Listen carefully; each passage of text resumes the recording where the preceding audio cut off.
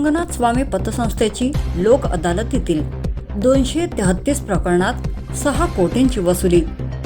दिनांक 14 मार्च 2026 रोजी आयोजित राष्ट्रीय लोक अदालतमध्ये श्री रंगनाथ स्वामी नागरी सहकारी पतसंस्था मर्यादित वणी, जिल्हा यवतमाळ या संस्थेचे थकीत कर्ज प्रकरणांचा निपटारा करण्यात आलाय। संस्थेच्या 21 शाखांपैकी 15 शाखातील 233 थकीत कर्ज प्रकरणे निकाली काढून 6,30,48,000 रुपये एवढी वसुली करण्यात आली आहे। राष्ट्रीय लोक अदालतीमध्ये कर्जदार थकबाकी भरण्यासाठी स्वयंप्रेरणेने मोठ्या संख्येने सहभागी झाले।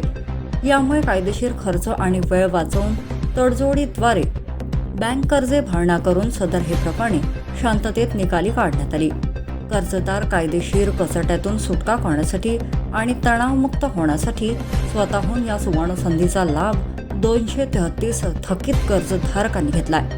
संस्थेचे अध्यक्ष ॲडव्होकेट देविदास काळे यांच्या नेतृत्वात तसेच संस्थेचे मुख्याधिकारी संजय दोरखंडे यांच्या मार्गदर्शनाखाली शाखा व्यवस्थापक प्रवीण नांदे, अमोल मांडवकर, अमोल काळे, संतोष घोगुल, दिनेश झाडे, अभिजित देटे, विलास बोबडे, प्रज्ञा टोंगे, अभय काकडे, अनिल वगारे, संतोष घोगुल, अभिजित देठे, गणेश निब्रड, सपना बेरेवार व वसुली पथक आणि कर्मचाऱ्यांनी अथक परिश्रम घेतले। वडी न्यूज एक्सप्रेस ब्युरो रिपोर्ट।